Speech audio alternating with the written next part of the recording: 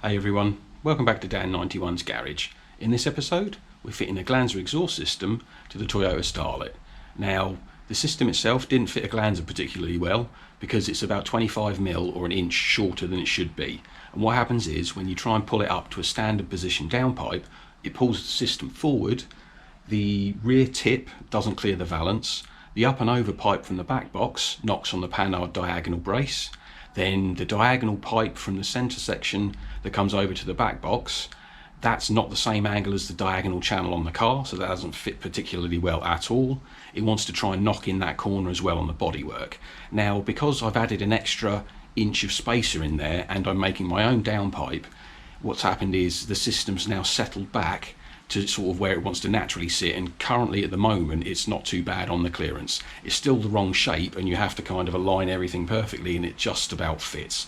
So now I get to make the rest of the brackets to hook it up at the front and something else at the front for the downpipe. So without further ado, let's just jump straight into it and I'll show you what I did this week. So I've made a bit of progress, got myself a piece of 6mm flat bar, slitted the back of it, slotted the back of it, cut a slot in the back of it with an angle grinder, then bent it up. Turns out this is 57 degrees apparently, and now that's the same angle as the face of this. So the idea is we now have a piece bolted to our gearbox bell housing. So this is 8mm thick flange, this is 6mm thick, so this is 1mm sub flush from that surface, so it means we've got another mil behind it. So basically the centre of this is sort of with the centre of that. Then what we've got to do is obviously weld a piece onto here that comes across, and then weld a piece onto this as well. We could just weld the two together with like a strip, but then this becomes part of the downpipe, and I'd rather this could stay on the gearbox and then we can just take a bolt out here, or we might end up doing a dog leg, sort of like an L shape, so that way it can't actually twist, which might be a thing, I don't know yet. But either way, we've got half of the bracket done and the flanges at the correct angle now, so we can simply brace between the two. So yeah, we're getting there. So we've got the bracket off of the front of the bell housing now, and another side piece to go across to join together to a central bolt in the middle, which has a smaller piece of steel underneath, which will then be welded to the lower flange of the downpipe to keep everything nice and stable. So that's another mini weld jig made. So this is obviously the lower flange for the downpipe, and this is the brace flange that we've got coming off the side of it. I've put a bevel on both pieces. This is 6mm and this is 8mm, so I've jacked this up with a mil of shim.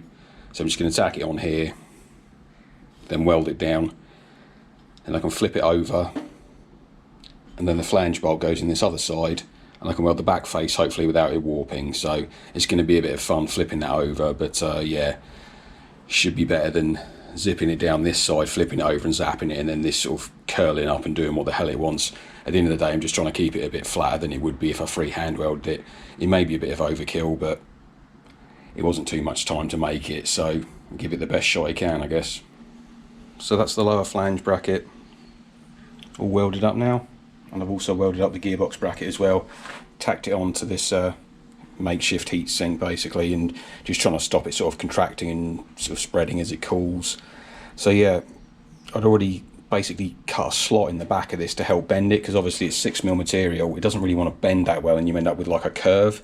So I cut halfway through it with an angle grinder, just sort of slit it across the back, then folded it out, and that helped a lot. Then I just simply welded up the slot at the back, and just to put the material back into it and some strength basically. So going to knock this off with the grinder now, tidy up the back of this weld. So there we go, bell housing bracket all done. Welded up the connecting plate to that. Not too bad a job, to be honest with you. The welds are pretty good. Like I say, in a straight line, once I've got the setting sorted, I'm actually pretty good. But like I say, it's a totally different weld. That one was actually pretty well restricted, so I had a bit too much bead going on at the beginning. Again, I was trying to weld in at this angle, sort of almost one-handed basically, but I didn't do too bad a job considering it was sort of restricted by this from the torch, but it is what it is.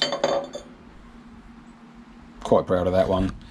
This side as well, good penetration on all of this stuff. You can see it burning in really well through the mask, and obviously had to linish the back one flat because we'll have a gasket going on here to seal to the centre part of the exhaust, so I did have to grind that one down flush and then linish it off on the belt sander. So there we go, that's those two made up.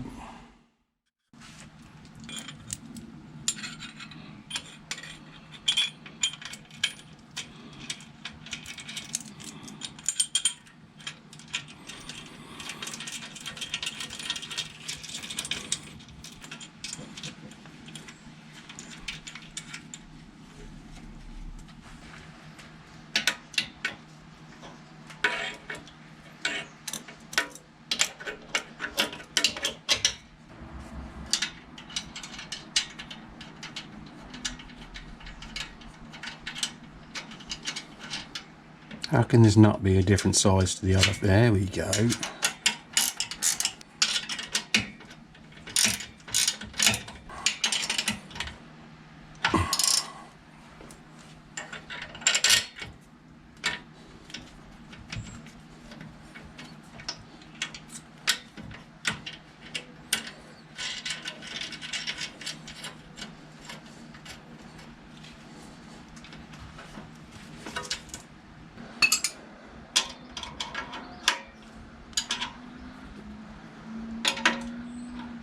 Oh, for an assistant.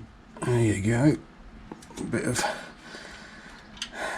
the old double-handed scissor action. There we are. Straight enough for this piece of shit. There we go. So now we've got the bottom down pipe flange, and that's bolted to our brace from the bell housing. So just for a laugh, we'll take the jack out and see what the happens. Well, it turns out nothing, because we were off the jack by about a centimetre anyway, so that seems to be holding itself in mid-air now.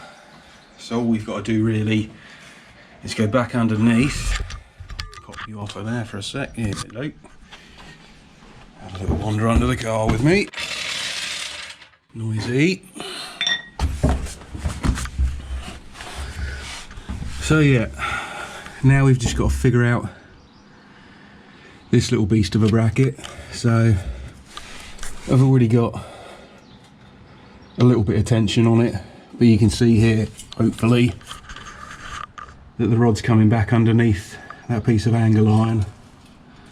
They're drooping down a bit, so by the time I pin them up to it and then tack them on, that should provide a reasonable amount of sort of sideways resistance here.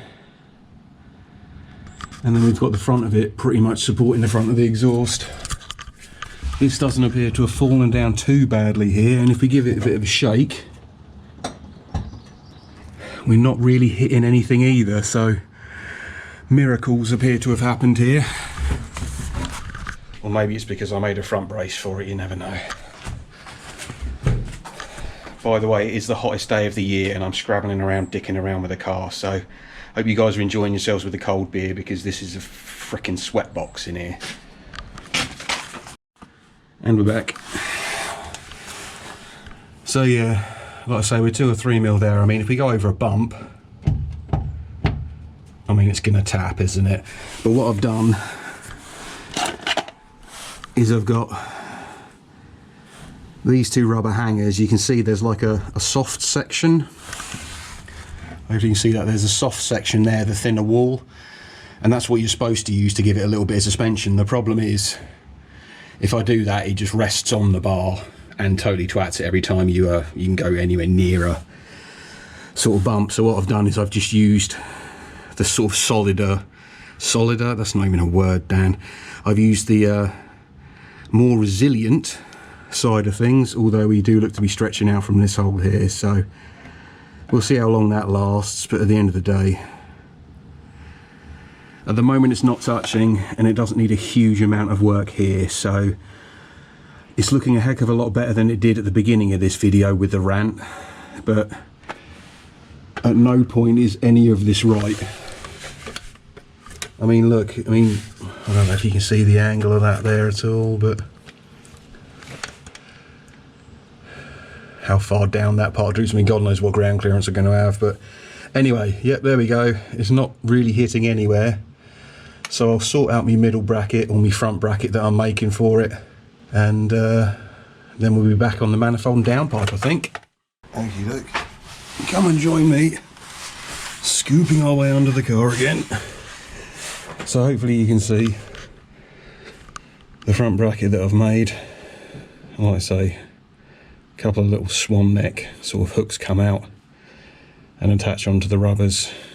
This does need to have a little bit more tension put in it, so what I'm going to do when I'm welding it is obviously I'm going to pull this up a bit and weld from here obviously to the angle, and that should help add a little bit more tension into the rubber, as you can see, so it takes the weight off of the front joint, so it's not all on essentially the flex joint. This one on here, obviously with everything being slightly on the piss as it was made, this one here obviously needs to be a bit of an angle, so I've marked up the rough angle here on both sides so I can sort of gauge it when I take it off the car. This one's obviously already a lot tighter than the other one and could do with probably having a longer hook made, but I don't think I'm going to bother making a hook. I think I'm just going to essentially put a little bit of tension on this one. Maybe we'll try that, or maybe we'll just lay here on the cold concrete floor because it's so hot. Anyway, enough jibber jabber, let's take this thing off and weld it. Then we'll actually have an exhaust that stays on the car rather than me having to, every time I jack it up, put a brace in and watch it fall over and smack into it. So here we go.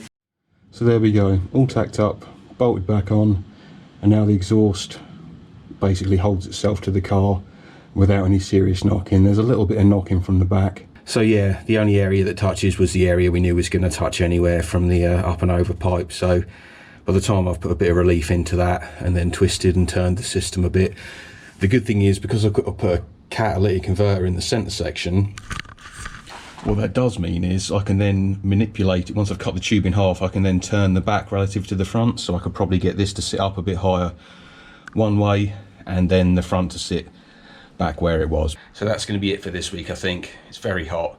It's definitely time for a shower and a beer. So as always guys, thanks for watching. I'm going to catch you on the next episode. My name's Dan, this is Dan91's Garage. Don't forget to like and subscribe, and I'll see you on the next episode.